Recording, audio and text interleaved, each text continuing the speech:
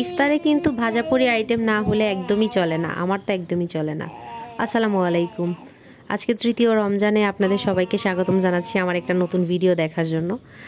আমি এটা ইফতারের আগে প্রস্তুতি করে রাখি, বা আমি এটা ফ্রোজেন করে রেখেছিলাম, ইফতারের আগে জাস্ট ইনস্ট্যান্ট ভেজে দিব। তো আপনাদের সাথে এই চিকেন ফ্রাইটা শেয়ার করছি। এটা আসলে সবাই পারবেন, একদম ইজি একটা রেসিপি। কেএফসি বিএফসি চিকেন যারা আমরা খাই, তারা আমরা ঠিক এই রকম চিকেনটাই খাই কেএফসিতে গিয়ে। তো সেই চিকেনের ম্যারিনেশনটা ইফতারে এরকম একটা ভাজা আইটেম না থাকলেই নয়।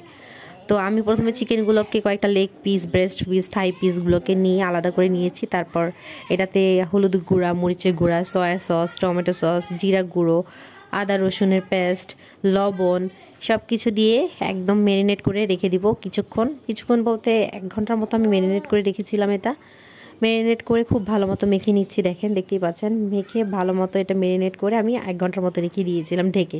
চাইলে এটা আপনারা নর্মাল ফ্রিজের টেম্পারেচারও রাখতে পারেন, কিন্তু আমি এটা রাখিনি, বাহিরেই রেখেছিলাম। তারপর আমি এখানে ময়দাটা প্রস্তুত করে নিয়েছি, যেটা আমি আবরণটা দিব এটার উপরে। তো ময়দা দিয়ে দিলাম, তারপর আমি লবণ দিয়ে দিলাম। এখানে কিন্তু অবশ্যই এই মশলাগুলো ইউজ করতে হবে। তারপর সামান্য হলুদ গুঁড়া, সামান্য মরিচ গুঁড়ো এখানে আমি অ্যাড করছি। এই নয়তোবা কিন্তু স্বাদটা আসবে না।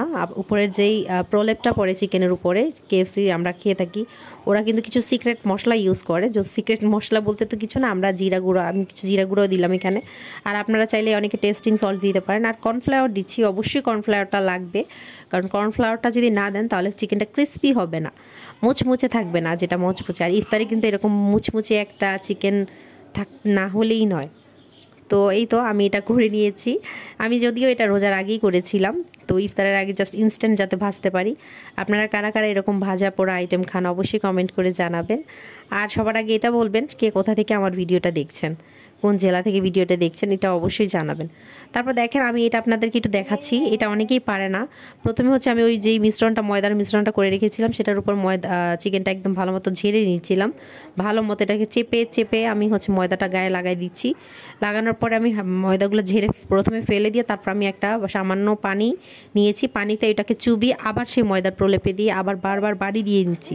আপনি এখানে যত ভালো মতো বাড়ি দিয়ে নেবেন, ততই দেখবেন এটার উপরে যে একটা খাঁচকাটা কিছু ভাঁজগুলো পড়ে চিকেনের উপরে, সেই ভাঁজটাই কিন্তু এখানে পড়বে। যত দ্রুত আপনি এরকম বাড়ি দিবেন ততবার। আমি আরেকটা চিকেন আপনাদেরকে করে দেখাচ্ছি। দেখেন আমি প্রথমে ওই ম্যারিনেট করা চিকেনটাই নিয়ে আবারও ঝেড়ে আমি চিকেনের গা থেকে ময়দাগুলো ফেলে দিলাম।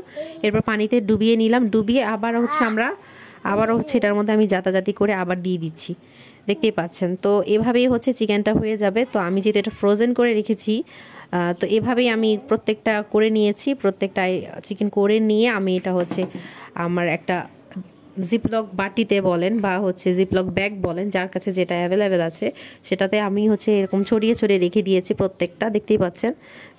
এভাবে আমি ঢাকনা বন্ধ করে ডিপ ফ্রিজে রেখে দিব। ধন্যবাদ।